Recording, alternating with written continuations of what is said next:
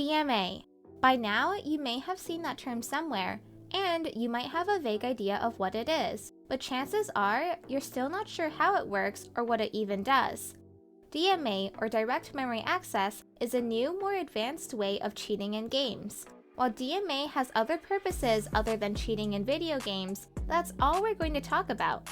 Basically, how DMA works is instead of injecting a cheat on your computer and having it read and write memory, you'll instead run it on a separate computer entirely. You'll use a DMA card for this to work. So, you have the cheat installed on your second PC while you play on the first PC. You'll need a cheat that's specifically designed for DMA. So, why should you bother doing this instead of just using any internal or external cheat like usual? Well, this is much more secure than either of those. Gone are the days of cheating on your main with GameSense or Novoline and feeling fairly secure. Externals are safe right now, but who knows how long that'll last? If you plan on cheating on a high-tier account with valuable skins, you should go DMA. You don't want to be one of those brokies in 2024 still using external cheats on their main. With DMA against VAC, you will never get banned, unless you're manually banned. Aside from buying a DMA card, you'll need a few other things to enhance your experience and add even more security, especially if you plan on cheating on FACEIT. Let's start with firmware. Firmware is basically an OS. Firmware is what controls everything. For CS2, you can just use the default firmware made by Ufrisk called PCI Leech. If you want to cheat on other games like Valorant or Fortnite, you'll need custom firmware. If you're wondering why, think of it like this. The more people that are using it, the more likely it'll be detected on decent anti-cheats such as Easy Anti-Cheat or FACEIT. The more custom and less sus the device it's pretending to be, the better. With custom firmware, you basically just want a private firmware with only one user, that being yourself. So, if some other idiot with the same firmware ends up setting all sorts of flags and gets banned, you won't be banned with them. If you're going to cheat in matchmaking, then the default firmware should be fine since VAC is a joke. If you want to cheat on FACEIT, you'll definitely need a custom firmware. Most modded firmware is based off PCI Leech. You should make sure the firmware you buy is actually custom though.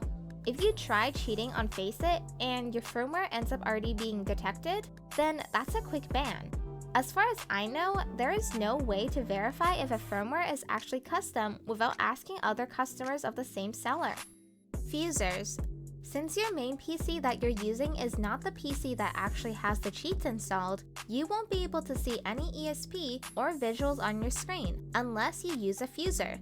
A fuser will basically just merge two inputs into one, which will allow you to see ESP on your main PC. You won't have to look at your second PC to see any information. This isn't necessary if you're fine with looking at your second PC, but it's obviously useful. Instead of buying a fuser, you can also instead use a free program called Moonlight that works through NVIDIA's GeForce.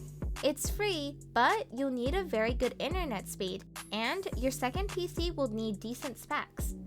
KMBox. KMBox is essentially a mouse controller. You can plug your mouse into it and connect it to your second PC, and the second computer can fully control your mouse. It's a neat way to create aimbot or triggerbot on games that monitor mouse events, and games that block two inputs. I recommend them on games like FACEIT, Valorant, and Fortnite. For CS2, this isn't really necessary, but it's nice to have. So, how much will all this stuff cost you? Well, surprisingly not that much anymore. While buying all of this stuff used to be somewhat expensive, it's actually a lot cheaper now, especially for CS2, since you don't need to buy custom firmware, or fuser, or KMBox. While they're nice to have, they are optional. Still, you can buy a DMA card, fuser, and KMBox for less than $500 now, and that's it, you're done.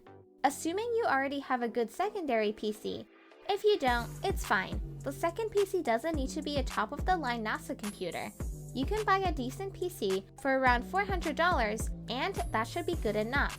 If your account is worth thousands of dollars, whether in skins or Steam level, it's definitely a good investment. Features. Okay, so aimbot and triggerbot and ESP. Is that all DMA can do? Well, yes and no. Unless you want to write memory, then that is all DMA can do. If you're going to use features that write memory, I'd say that completely defeats the entire purpose of using DMA. Which is the same thing I say when people try to correct me on my other video and tell me I'm wrong about externals. Yes, externals and DMA can do all sorts of things, but again, that defeats the point. The analogy I always use is this. It's like someone saying you can rob a bank. Yes, you can rob a bank, but you'll go to jail, which means you can't actually rob a bank. While DMA for CS2 is overkill, if you want maximum security, I highly recommend it.